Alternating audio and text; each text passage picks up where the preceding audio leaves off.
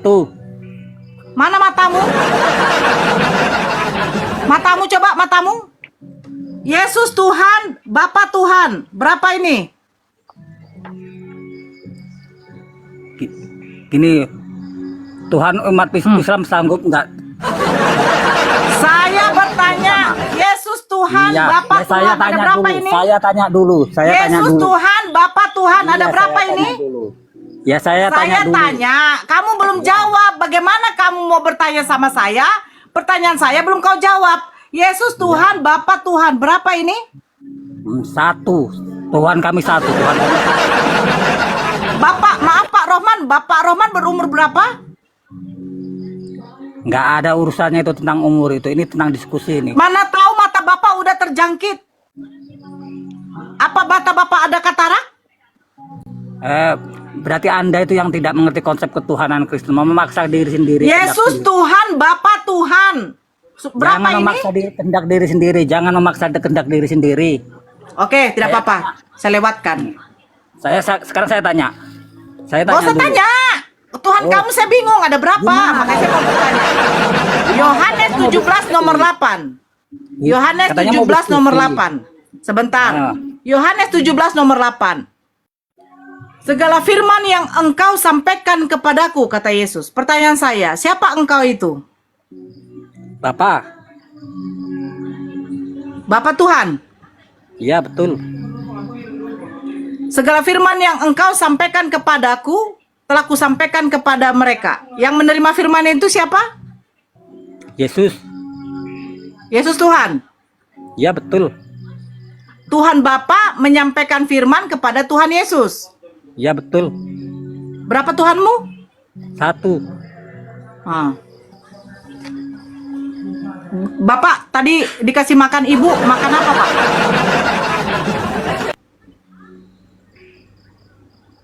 Udah. Bapak dikasih makan apa Pak? Kalau nggak, Anda itu tidak Kalau bisa nggak apa? diskusi. Anda itu tidak bisa diajak diskusi. Saya diskusi sama Cuman Bapak. ngeyel lah Saya saja, ingin cuman Bapak ngeyel menggunakan akal juga Pak. Jangan menggunakan keimanan. Kalau Bapak menggunakan keimanan di room ini, silakan. Bapak menyembah pun juga botol karet, silakan. Menyembah pun juga sendal, tidak masalah bagi saya. Tapi saya ingin ketika berdiskusi, satu pakai data, kedua pakai akal Pak. Bapak mengatakan, ketika Yesus mengatakan, segala firman yang engkau sampaikan kepadaku. Engkau merujuk kepada siapa? Bapa. Bapa Tuhan? Yes. Yang menerima firman siapa? Yesus. Yesus Tuhan? Yes. Jadi berapa Tuhanmu? Satu. Bagaimana Pak? Karena ada ayatnya, Yesus itu di dalam Bapa dan Bapa di dalam Yesus. Di mana datanya Pak?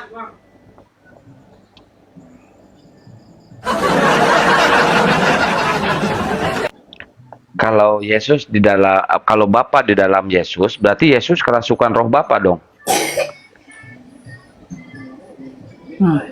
Macet. Pak Rohman, Ya, Yesus kerasukan roh Bapa. mereka tuh bersama-sama di Yohanes 1 ayat 1. Ngapain bersama-sama? Hah?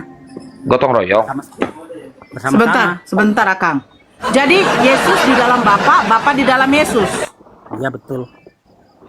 Ketika datang malaikat Gabriel menyampaikan kepada Bunda Maria, engkau akan mengandung dan melahirkan seorang anak laki-laki bernama Yesus. Yang dikandung Bunda Maria, Yesus sekalian Bapa. Iya, betul. Oh, ketika Yesus setelah dilahirkan, Yesus menyusui, apakah Bapak ikut menyusui? Iya, betul. Oke. Ketika Yesus ditangkap tentara Romawi, dia dimentongkan di kayu salib, berarti Bapak juga mentong di kayu salib. Iya, betul. Oke. Berarti memang pasien kita ini udah akut, tolong langsung dikebumikan ya, Akang. Kebumikan langsung. Gali kubur. Kalau kita 2 meter, dia jangan sampai 2 meter. Kalau bisa 2 kilometer, masukkan ke dalam, ya Pak ya, Pak Rohman. Ya, kalau nanti gali kuburan, saya suruh orang nanti gali kubur, masukkan langsung 2 kilometer kalau bisa Pak, di dasar kali Bapak, ya kan? Semoga Bapak nanti bertemu dengan Yesus ketika datang ke dalam kerajaan maut ya Pak ya. Gimana Pak Rohman? Menurut Anda aman kita? Aman ya Pak ya? Aman Pak? Buat Sausi, Waalaikumsalam warahmatullahi wabarakatuh. Aman. Diskusi. Aman. Siapa dulu yang baru masuk? Ini sudah tidak Ya. bisa. Kalau dia katakan Bapak ikut menyusui, Cuman bisanya Bapak mengkritik ikut tentang kekristenan, cuman bisanya mengkritik tentang kekristenan, ditanya balik nggak mau jawab. Ya cuman itu. Siap, Bang Puan. Ya, ini ada Disapa dulu. Pia Manil apa ini? Selamat malam. Muslim apa Kristen? Kayaknya Susah Islam. namanya, weh.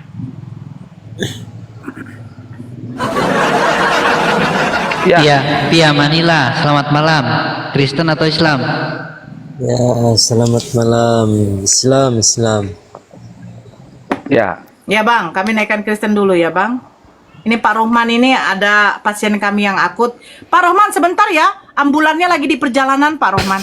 Katanya nyangkut di Bukit Golgota, sakit banyaknya tengkorak-tengkorak di sana Pak. Jadi agak nyangkut di situ. Katanya ada tengkorak kepala bagiannya si siapa itu masuk ke dalam ban mereka. Jadi agak ganti ban dulu ya. Sabar ya Pak Rohman ya. Lagi datang itu. Nyiu nyiu nyiu nyiu nyiu nyiu. Sabar ya Pak. Febri. Assalamualaikum. Waalaikumsalam. Waalaikumsalam. Ya, Febri, ada yang Muslim, mau Pak? disampaikan? Ya, mau salam-salam aja sama Pak Rohman, Anda mau bertanya soal Islam silakan.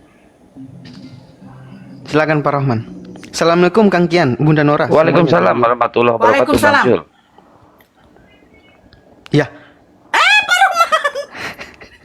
Ya, Pak Rohman kemana atuh si Rohman? Aduh. Kita nanya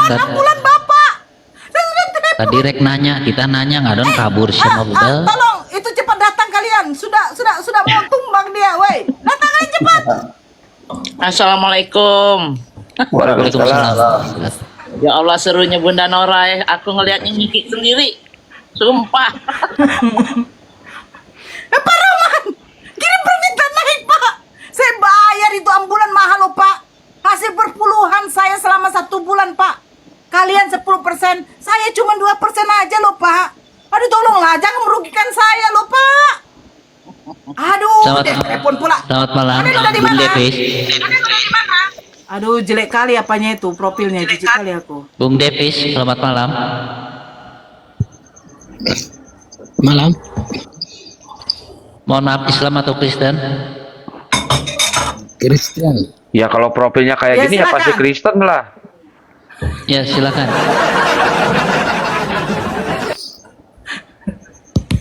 Seru. Sampai di WA aku sama mamaku lah.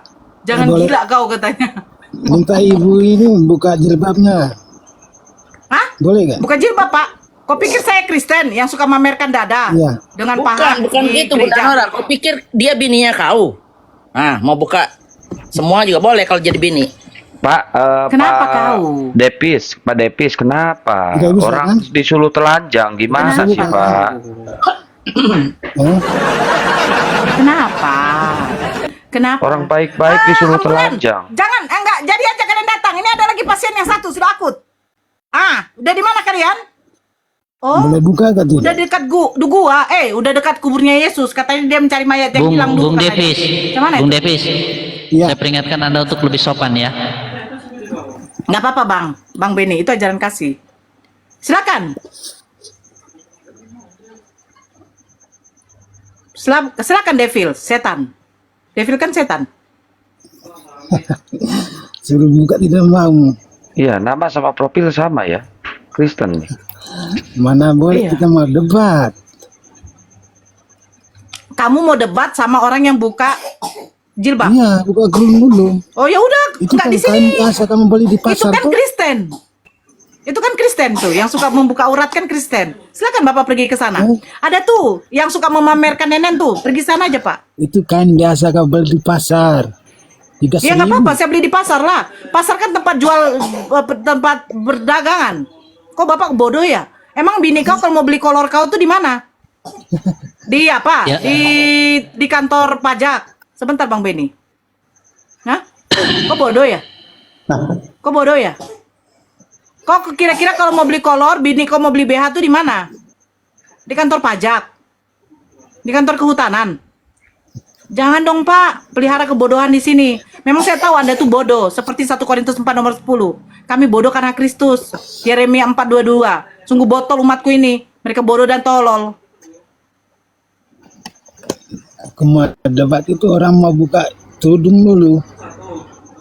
Mau debat disuruh telanjang, dasar kampret Kristen-Kristen ini. Ya Oh, debat gimana disuruh lah Kang? telanjang. Orang waktu Tuhannya dimentongkan di kayu salib keadaan telanjang atau tidak? Telanjang, gubal gabel, bel Ya gubal udah, gabel, wajar bel lah. gubal gabel. Wajar lah. Kristen lagi yang naik. Aduh, udah sakit apapun. Padahal saya tadi jauh dari perangkat loh, Akang. Tapi saya dengar mereka ngomong menghujat itu. Jadi emosi aku.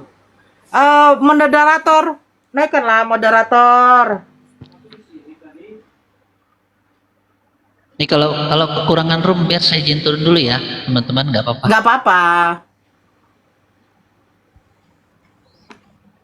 Elang Timur, selamat malam. Selamat malam. Ya, agama apa, Bang? Halo, selamat malam.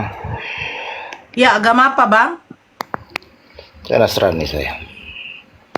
Emang ada Nasrani di Indonesia, Bang? Iya. Nasrani itu dari bahasa apa, Bang? Dari bahasa Sunda, aslinya nasi nini. Nasrani, nasi Nasrani kan nini. Kristen. Nasrani Kristen. Siapa yang bilang, Bang, kalau Nasrani itu Kristen, Bang? Saya bilang. Oh, dari mana datanya? Asumsi Anda saja.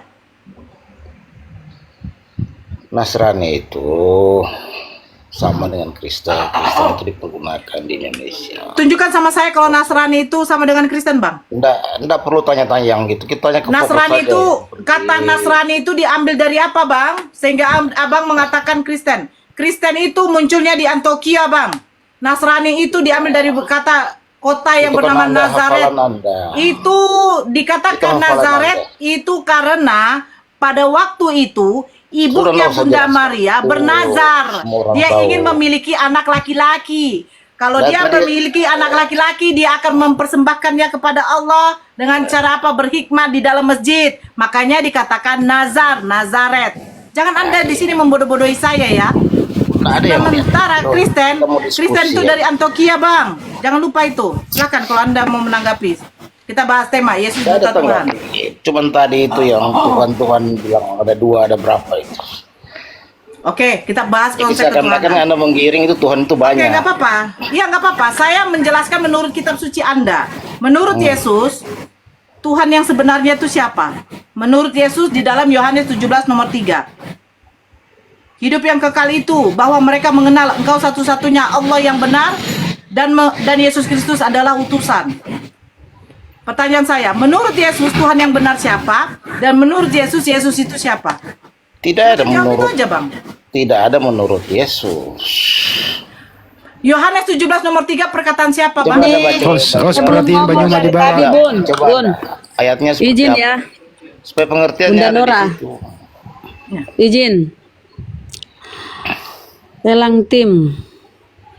Tahu nggak apa itu Nasrani? Nasrani, Enggak, tahu tadi nggak sudah Elang? bahas Nasrani, Bunda. Ini lain lagi, enggak usah muter-muter situ. Panjang nanti. Iya, Bang Ya, Adi, oke. Bang Juma udah saya undang. Oke, nggak apa-apa ya. Kita kasih tahu dulu pencerahan sedikit, Bang. Nasrani itu adalah pengikut Yesus Izin dari dulu Nazaret. sebentar. Nanti juga ada yang namanya Mary di bawah. Beliau itu KTP-nya masih Kristen, dia mau belajar. Ya, nama Mary naikkan juga ya.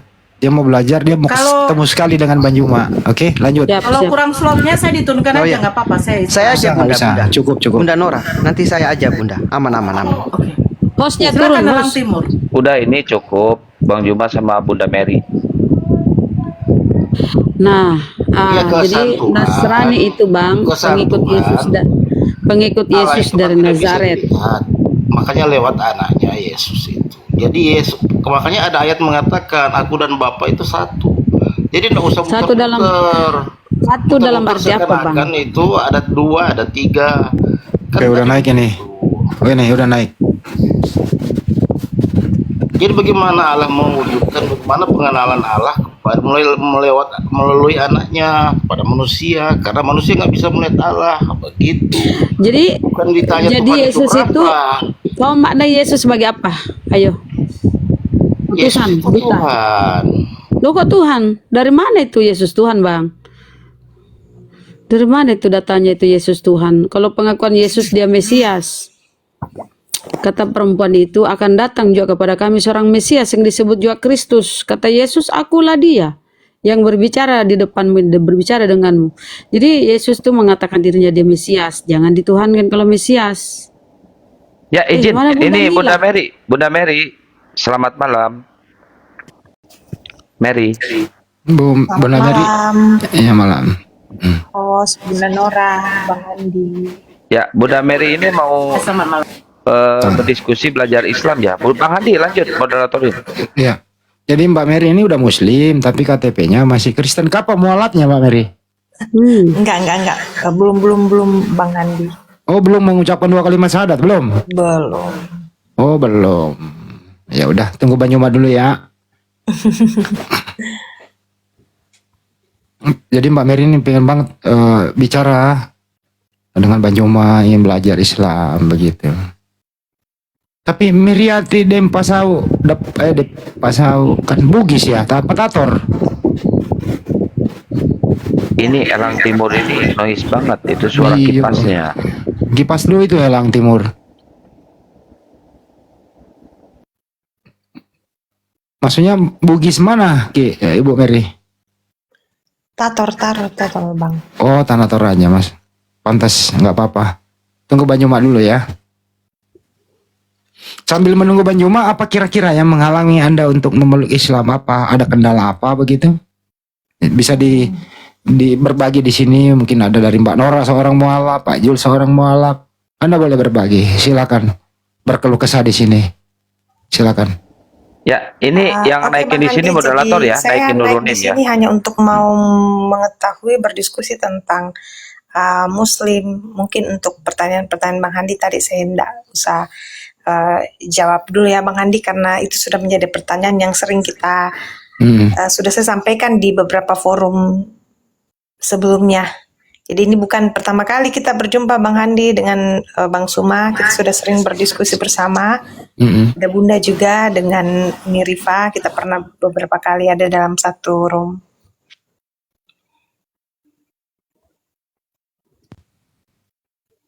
Saya pikir kemarin udah mau ikut peringati Hari Mualaf di Makassar. Nah itu Jadi Bang belum Andi yang bersyahadat saya ya? mau tanyakan Bang Andi. Mbak Mary, tentang Bun, Hari Mualaf. belum bersyahadat ya, Bun? Belum bersyahadat. belum Bunda. Oh. Oke. Jadi Mbak Mary ini masih penasaran dengan Islam dan pengen belajar tentang Islam ya, bukan begitu Mbak Mary? Ya, betul host. Ya, Mbak Mary udah berkeluarga, maaf ya, agak pribadi dikit, biar enak nanti. Sudah berkeluarga. Suami masih Kristen, Mbak? Kenapa Bang? Suami masih Kristen? Udah nggak ada suaminya sekarang dia. Oh, udah nggak ada suaminya. Kalau misalkan ada suaminya kan nanti berat loh, Bang Andi. Karena ada keluarganya, ada suaminya yang masih Kristen gitu. Kalau lajang kan bukannya apa-apa ya, gampang gitu kalau lajang. Nggak ada halangan. Tapi kalau yang namanya hidayah itu kalau sudah mantap ya nggak mikirkan yang lain. Ya, kayak Dia dokter harus gigi menyelamatkan dirinya dulu. Clarissa. Menyelamatkan dirinya dulu, baru bisa dia menyelamatkan yang lain. Bagaimana mungkin dia mau menyelamatkan yang lain kalau dirinya belum bisa dia selamatkan? Seperti itu kan Bu Mary? Siap Bunda Nora. Ya. Karena ketika orang sudah menerima, udah mantap keimanannya untuk memeluk agama itu, dia tidak memikirkan yang lain. Karena bagi dia hanya mengejar rahmat dari Tuhannya, rahmat dari Allah. Itu yang sebenarnya. Bang Koto juga ini dari Tanah Toraja. Bang Koto dari Tator juga. Mbak Mary, saya mau nanya, menurut Anda, pendapat Anda nih, diskusi lintas agama ya, Banyuma dengan beberapa Kristen yang lain, menurut Anda itu yang mana yang masuk akal statementnya? Menurut Anda nih, silakan.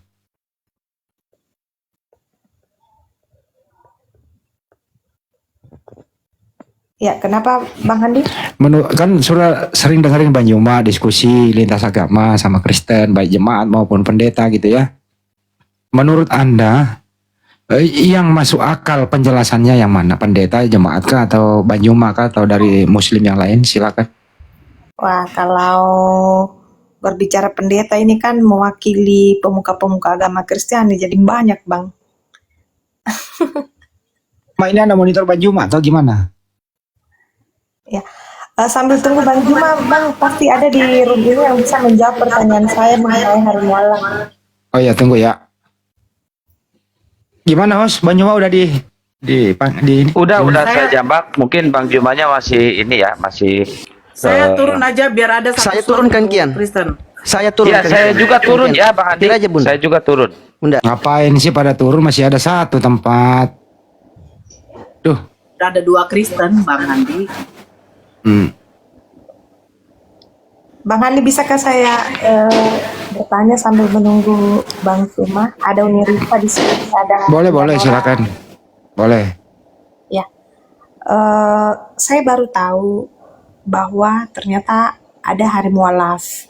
Saya tahu itu dari kegiatan yang ada di Bualangi kemarin yang diadakan oleh teman-teman. Ada Bang Suma yang live, saya lihat ternyata hari mualaf itu ada. Hanya tanggalnya menarik. Itu jatuhnya kalau tidak salah tanggal 25 Desember ya, bersamaan dengan hari Natal, perayaan umat Kristiani. Nah, itu adakah sejarahnya sehingga tanggal itu ditetap? Kenapa pas tanggal 25 gitu, Bang? Oke. Itu Tadi yang udah dijawab. pertama. Iya. Tadi sih udah dijawab oleh Bang Juma itu bahwa para mualaf ini waktu masih menjadi Kristen itu dia memperingati Natalnya, hari kelahiran Tuhan mereka. Berdasarkan dari situ, untuk menghibur mereka bersepakat ya. Bukan kami loh yang Muslim dari awal, mereka sendiri yang bersepakat. Anda boleh menonton bagaimana mualaf-mualaf yang ada di Tanah Toraja dan lain-lain dan sekitarnya itu. Mereka sendiri yang buat. Daripada kami bersedih mengingat zaman dulu, mendingan 25 Desember ini kita jadikan hari lahir kami untuk kembali ke Islam.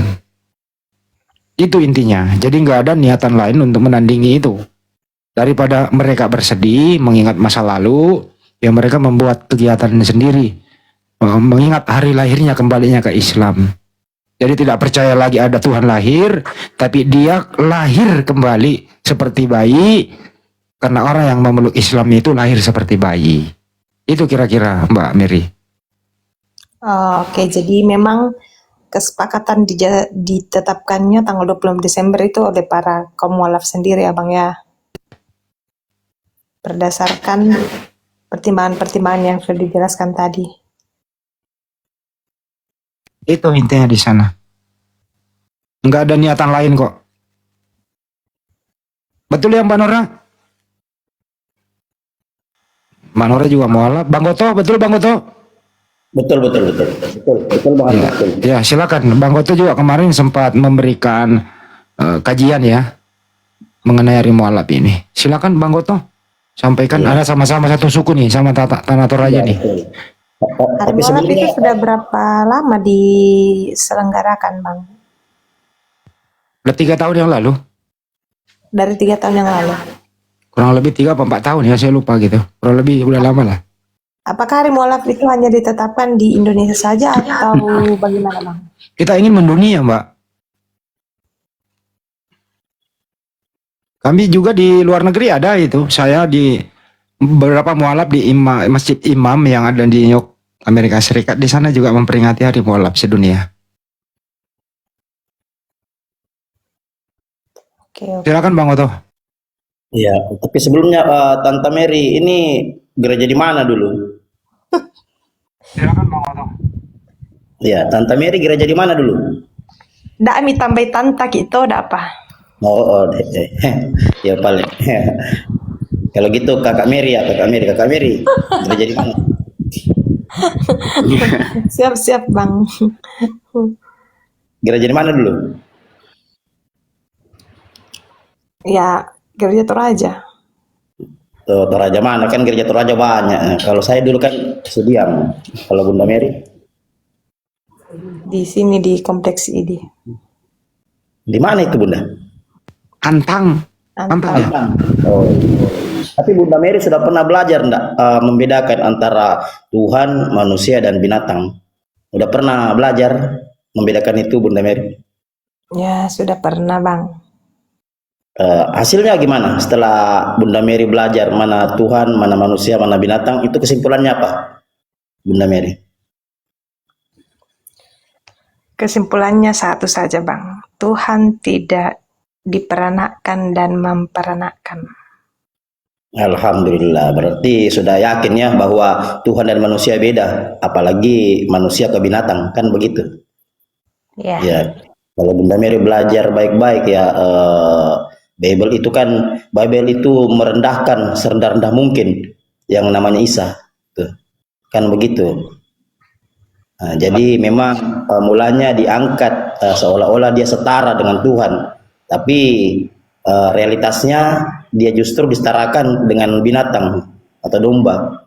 Ya, saya mungkin tidak bisa jelaskan panjang ini, tapi Bunda Mary menjadi PR Bunda Mary ya. Kenapa sampai Yesus sendiri yang sudah duduk baik-baik sebagai manusia diturunkan lagi derajatnya hingga sama dengan binatang, kan begitu.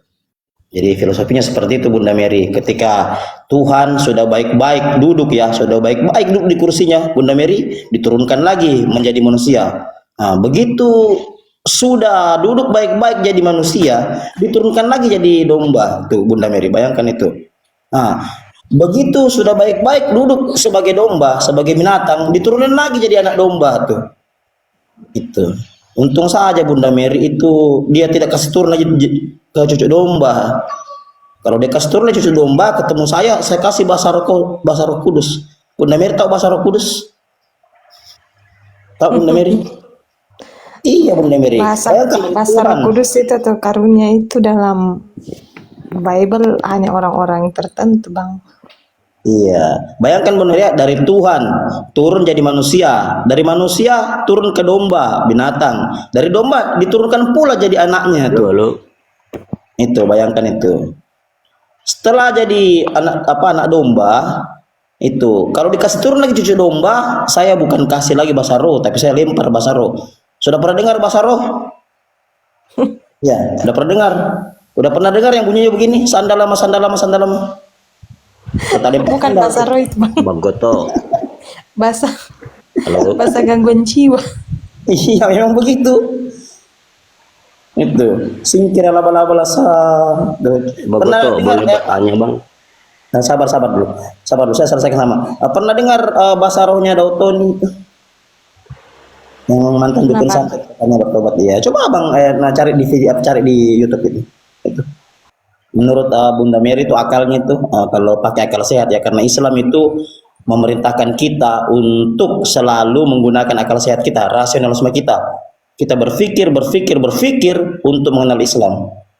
Kan begitu.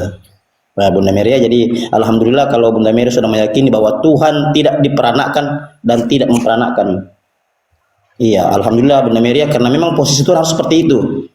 Ya, jadi kebodohan ajaran Bible itu memang mulanya dari abad keempat. Sementara Yesus dan Paulus sendiri tidak pernah mengajar seperti itu ya. Secara epistemologi ya, kalau Bunda Mary mahasiswa pasti belajar epistemologi. Kalau Bunda Mary belajar, pasti Bunda Mary mengerti bahwa semua ini akal-akalan bangsa Roma yang sudah mengambil alih otoritas, mengasimilasi paksa budaya Kristen, lalu memasukkan budaya Helenistik ke budaya Kristen. Itu jelas sejarahnya Bunda Mary. Nah, begitu mungkin. Sudah berapa tahun Bang Goto mualaf? Saya 2019 Bunda Mary. Barusan aja 5 tahun.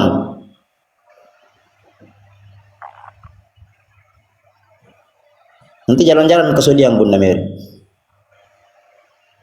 Oke Bang Goto, DM aja nomor. Oke, saya follow ya, izin follow ya Bunda Mary ya. Siap. Ya, buat teman-teman di tab-tab layar ya, ini satu slot kosongkan buat Bunda Juma ya. Ayo Ada yang mau bertanya di Bang? Kalau kurang pun nggak apa-apa, saya apa? Boleh nggak? Ya silakan. Holland. Iya, Bang, mohon maaf silakan. nih, sebelumnya saya mau nanya dulu. Ini kan apa temanya tentang Yesus Duta Tuhan. Yang saya mau tanyakan gini, Pak.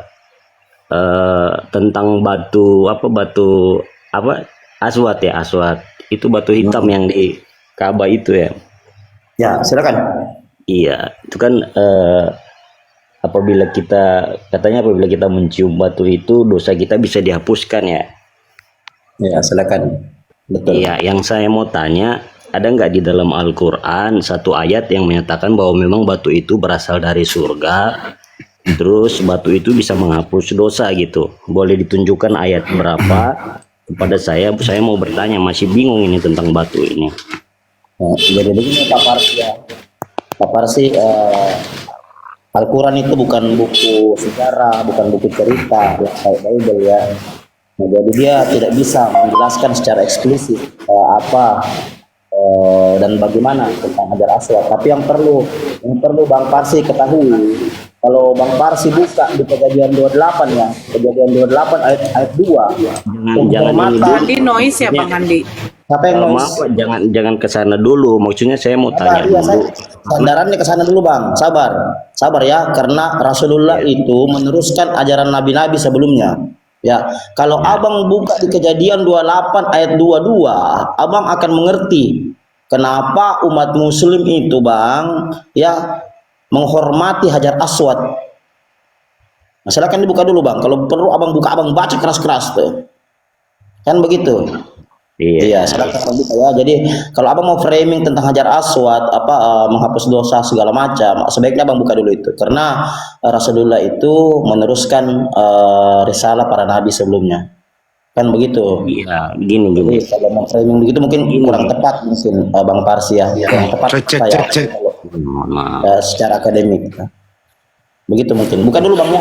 Nanti baru lagi diskusinya dengan saya. Silakan. Saya lagi di jalan soalnya nih, saya buka nih. Iya, betul. Karena sandarannya dari situ.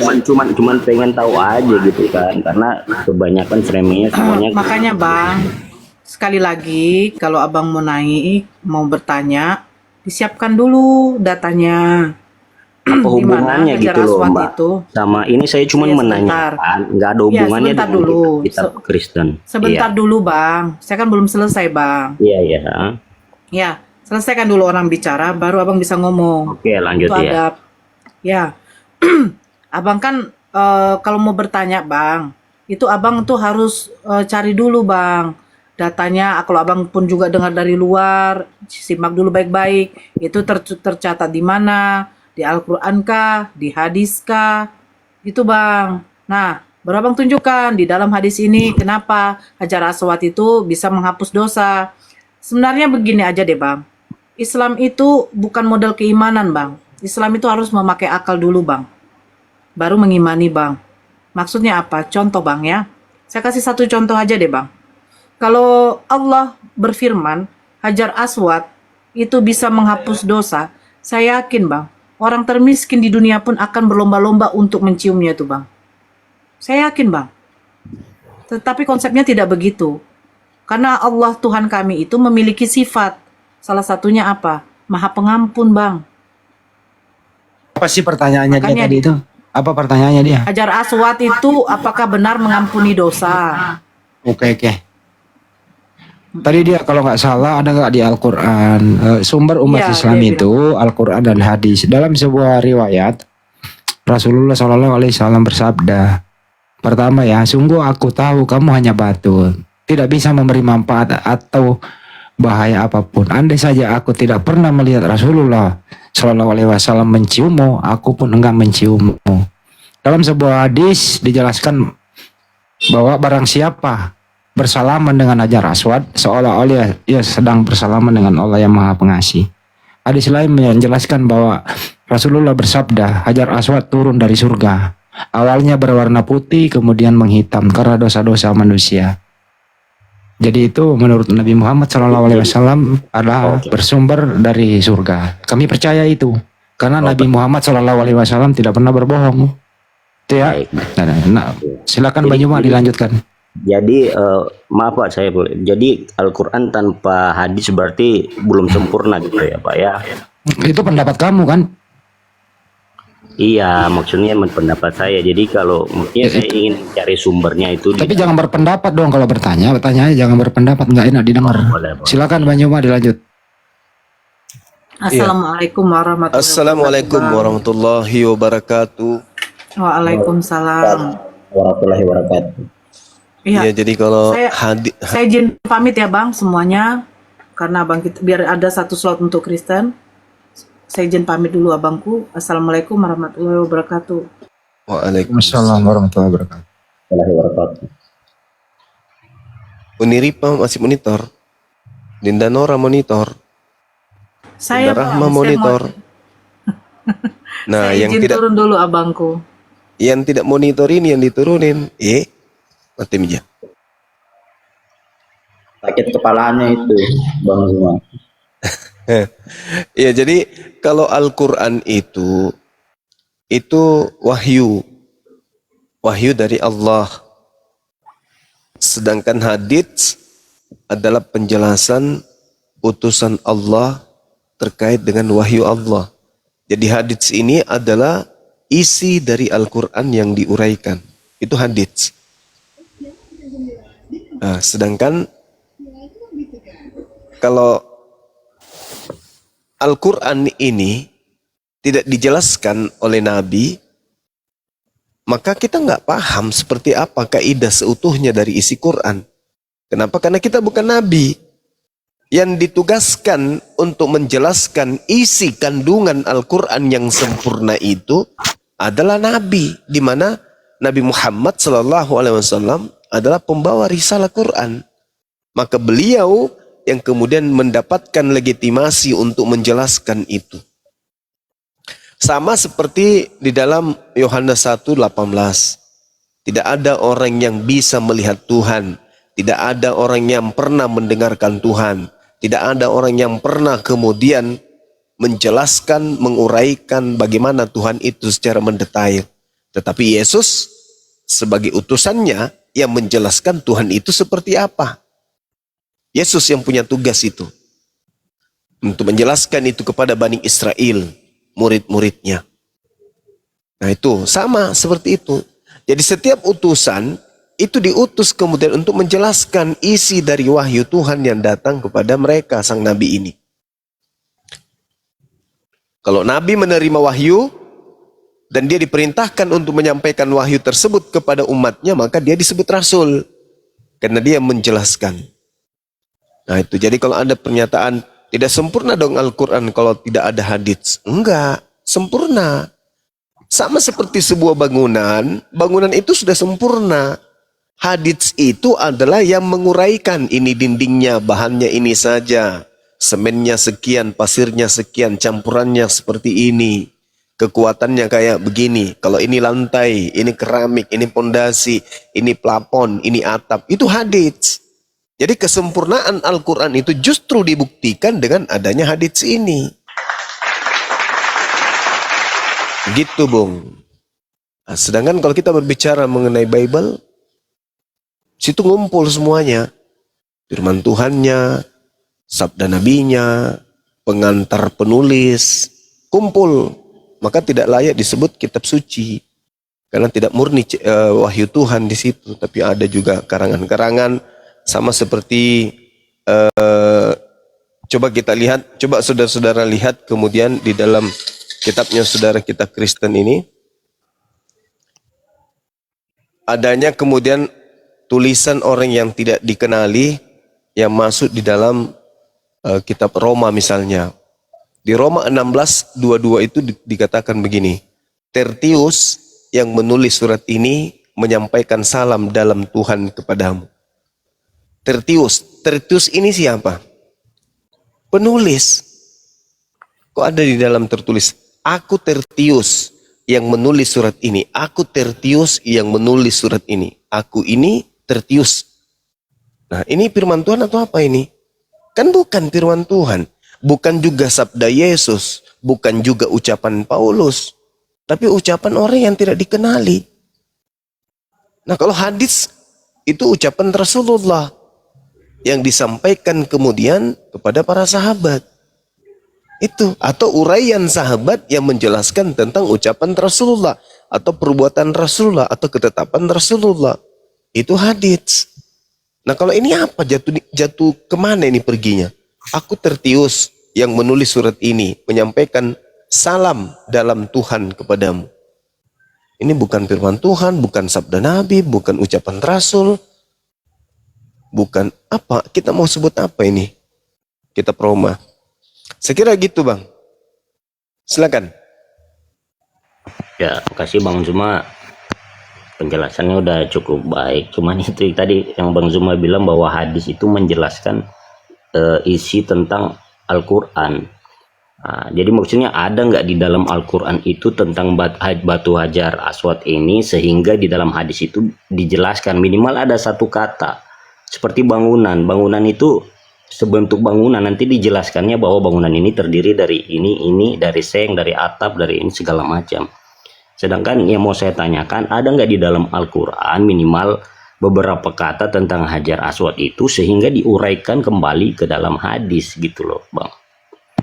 Iya, jadi gini, Allah Subhanahu wa taala menjelaskan di dalam Al-Qur'anul Karim, "Qul in kuntum tuhibbunallah fattabi'uni yuhibbukumullah wa yaghfir lakum dzunubakum wallahu ghafurur rahim." Katakanlah kepada mereka, wahai Nabi Muhammad, ketika mereka ingin dicintai oleh pencipta langit dan bumi, ketika ingin dosa-dosanya dihapuskan oleh Tuhan pencipta langit dan bumi, agar mengikuti engkau, fattabi'uni, ikutlah denganku. Jadi ada kemudian resep dari pencipta langit dan bumi, kalau mau selamat, ikuti Nabi Muhammad.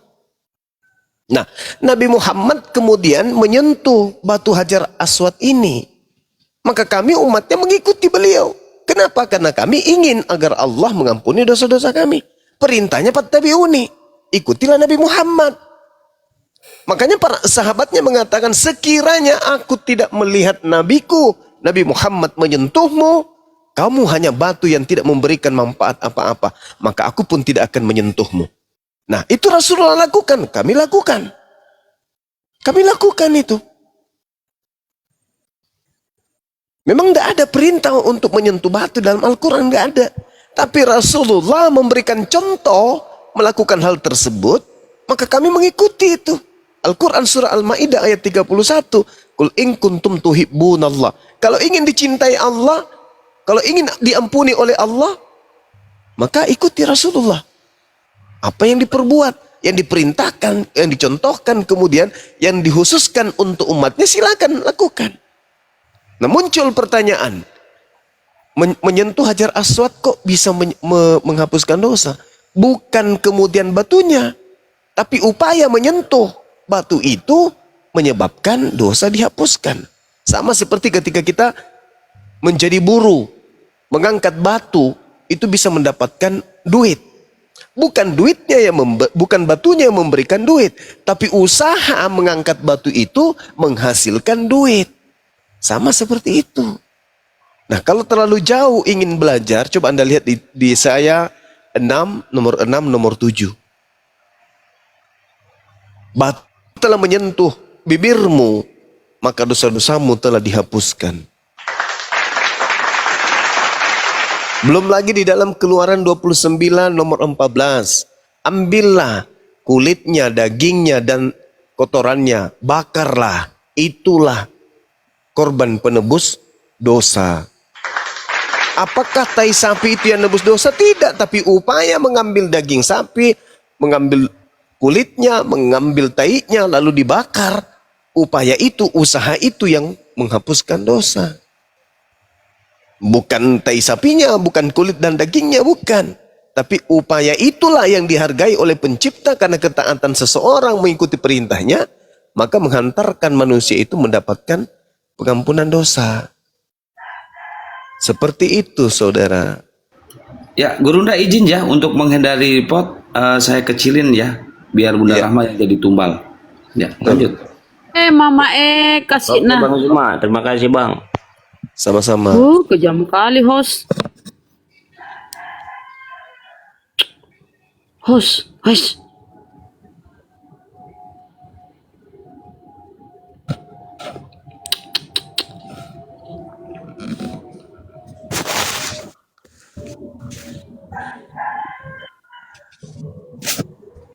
kemana itu Bapak tadi? Ya, Bunda Mary, silakan kalau mau bertanya. Oke, terima kasih Bang. Ya, selamat malam Bang Suma. Iya, malam. Ya, saya mau bertanya tentang penyaliban Bang Suma. Iya, silakan. Ya, ada 3 pandangan proses penyaliban Isa Al-Masih. Kalau dalam keyakinan saudara-saudara Yahudi, penyaliban Isa Al-Masih itu dilihat salah satu tindakan yang dilakukan karena Isa Al-Masih dilihat sebagai pembawa keonaran pada saat itu dalam konteksnya, karena mereka melihat bahwa Isa Al-Masih datang untuk memberitakan hal-hal yang menentang keagamaan orang-orang Yahudi pada saat itu, sehingga mereka berusaha untuk menyalibkan. Itu yang saya tahu. Terus kalau dalam keyakinan saudara-saudara Kristen, penyaliban Isa Al-Masih itu adalah bagian karya penyelamatan Allah, penebusan dosa. Dan kalau dalam keagamaan Muslim, mudah-mudahan saya tidak salah, penyaliban Isa Al-Masih itu adalah salah satu bentuk Allah mengasihi Isa sendiri, sehingga ada seorang yang diserupakan dengan Isa Al-Masih menggantikan Isa Al-Masih, sehingga belas kasih Allah itu hadir di dalam kehidupan Isa Al-Masih dan dia diangkat secara hidup-hidup. Jadi penyaliban yang terjadi itu dalam konsep Islam adalah orang yang diserupakan, kurang lebih seperti itu. Nah, pertanyaannya ialah, dari ketiga pandangan agama ini tentang penyaliban, Bang Suma, mereka memiliki ayat atau dalil yang menguatkan bahwa ajaran mereka itu benar. Contoh kecil misalnya dalam kekristenan ada ayat-ayat yang menceritakan tentang Yesus itu disalib di kitab Injil. Nah, kalau di Islam sendiri, adakah ayat Al-Quran yang menguraikan bahwa memang Isa Al-Masih itu digantikan oleh orang yang menyerupai dia, sehingga penyaliban itu terjadi?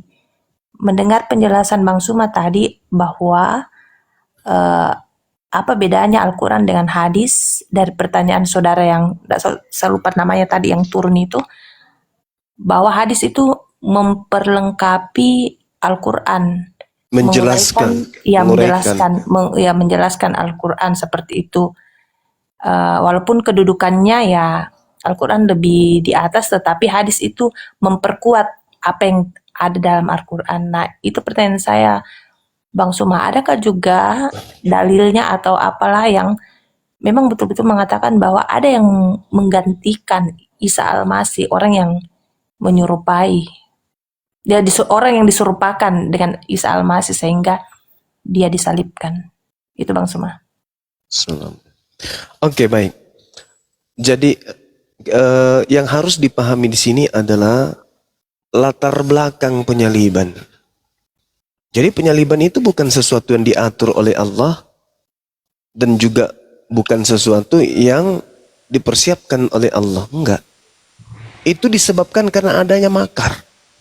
Makar yang dilakukan kemudian oleh orang kafir, orang-orang Yahudi yang ingkar kepada Nabi Isa alaihissalam. Nah, kalau di dalam Al-Quran, orang yang disalib itu adalah orang yang memerangi Allah, orang yang memerangi Nabi Musa, ajaran Nabi Musa, orang yang memerangi kemudian ajaran Nabi Isa, ajaran Yesus dalam hal ini. Al-Quran surah Al-Ma'idah ayat 33. A'udzubillahi minasyaitonirrajim. Innama jazaa'ul ladina yuharibuna Allah wa rasulah wa yas'auna fil ard fasadan aw yuqattalu aw yusallabu. Hukuman bagi orang-orang yang memerangi Allah dan yang memerangi Rasulnya dan membuat kerusakan di bumi hanyalah dibunuh dan disalib.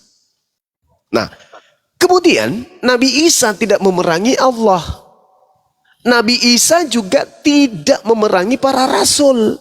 Dalam hal ini Nabi Musa, Abraham, Daud, Salomo, dan seterusnya. Itu tidak diperangi oleh Nabi Isa. Keadaan yang ada ketika Nabi Isa tidak memerangi Allah, tidak kemudian membenci ajaran pada para rasul, lalu kemudian orang-orang Yahudi mencoba untuk menyalibnya. Kategori salib yang diperuntukkan untuk yang memerangi Allah dan memerangi Rasulnya tidak terpenuhi oleh Nabi Isa alaihissalam, maka Allah menggagalkan upaya itu. Itu dulu, latar belakangnya dulu yang harus dipahami. Bahwasanya yang disalib adalah orang yang memerangi Allah, orang yang membenci Allah, orang yang memusuhi ajaran Allah, memusuhi Rasul Allah, utusan Allah. Nabi Isa tidak membenci, tidak memerangi, tidak membuat kerusakan. Nabi Isa tidak memusuhi para rasul. Nabi Isa adalah orang yang taat. Dia adalah orang yang bertakwa kepada Tuhan. Dan justru dia datang kemudian melarang orang-orang Yahudi untuk menanggalkan ajaran Tuhan yang datang kepada Nabi Musa. Jadi Nabi Isa memenuhi syarat enggak untuk disalib? Kagak. Berarti ketika ada upaya untuk menyalib Nabi Isa, Allah Azza wa Jalla tidak mengizinkan itu terjadi. Tetapi apa yang terjadi kemudian? Nabi Isa tidak disalibkan, tapi orang-orang kafir mengatakan disalibkan. Orang-orang kafir mengatakan disalibkan. Maka apa kata Allah? Wa qaulihim, maka aku hukum juga mereka karena ucapan mereka. Inna qatalnal Masih Isa bin Maryam Rasulullah wa ma qatalu wa ma salabu walakin syubbiha lahum wa innal ladzina ikhtalafu fi lafi syakkim min ma lahum bihi min ilmi illa tibazan wa ma qatalu yaqina. Jadi Al-Quran mengatakan, aku hukum mereka karena ucapan mereka yang berkata, sesungguhnya kami telah membunuh Isa Al-Masih putra Maryam, yang mereka ngejek, yang mereka hinakan dengan menamainya sebagai Rasulullah, padahal mereka tidak beriman kepadanya. Mereka mengatakan telah membunuhnya, padahal mereka tidak membunuhnya dan tidak pula menyalibnya, tetapi diserupakan bagi mereka orang yang dibunuh itu dengan Nabi Isa alaihissalam.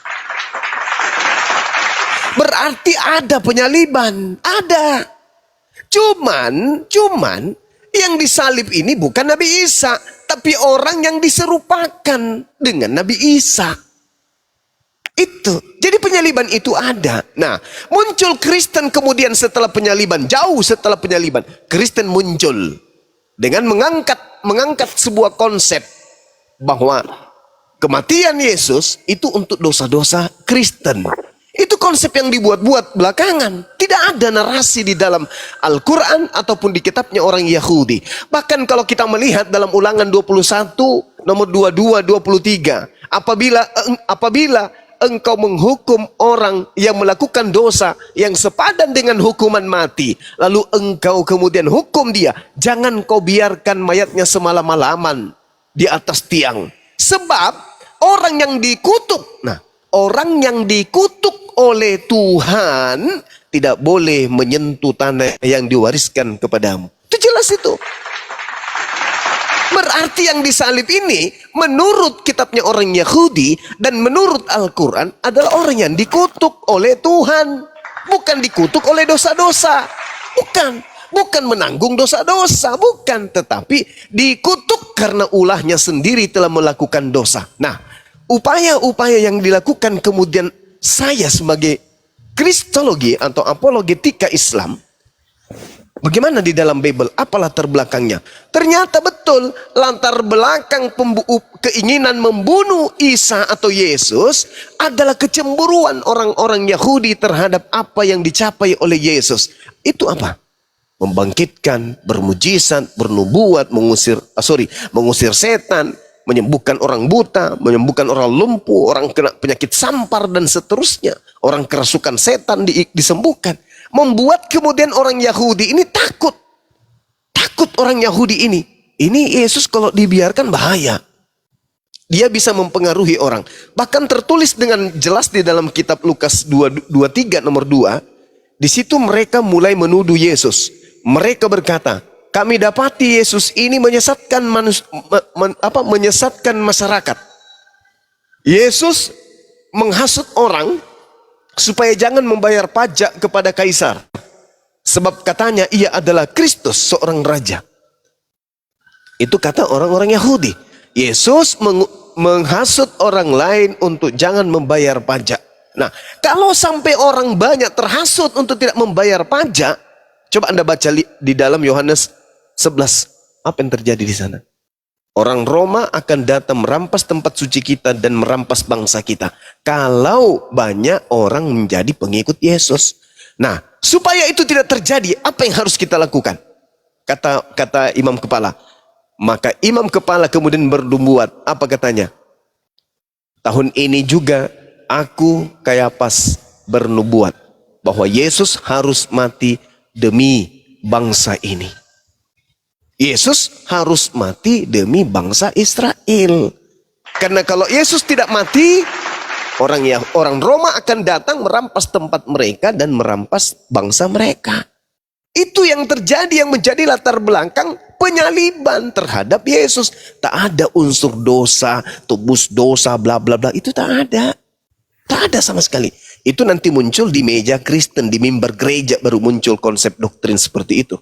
Kalau di Islam, karena mereka membenci kepada Nabi Isa alaihissalam, mereka kemudian membuat makar. Perjanjian lama jelas, yang disalib adalah orang yang dikutuk. Di Al-Quran juga demikian. Orang yang dikutuk, orang yang dimurkai, disebabkan karena mereka membenci Allah dan membenci utusan-utusan Allah. Itu jelas itu. Jadi kalau ada penyaliban, ada disalib. Betul. Ada yang disalib. Tetapi bukan Nabi Isa. Karena Nabi Isa tidak memenuhi syarat untuk disalib. Bahkan kalau Anda lihat di dalam Matius 26, Matius 27. Gubernur pada saat itu, Gubernur Pilatus mengatakan, saya tidak menemukan kesalahan sedikit pun terhadap Yesus. Mereka menyerahkan untuk disalibkan. Ngotot mereka karena dengki. Bukan karena dosa. Bukan karena ingin menebus dosa waris. Oh, dosa kami sudah dinubuatkan akan dihapuskan oleh oknum yang bernama Yesus. Oh, kami ini ahli Taurat. Kami ini adalah orang Farisi. Kami orang terpelancar. Saya imam kepala loh. Di dalam kitab saya mengatakan orang ini harus mati demi dosa-dosa saya. Tapi tidak sama sekali. Matius 27:18, Pilatus berkata, mereka menyerahkan Yesus untuk disalibkan karena dengki.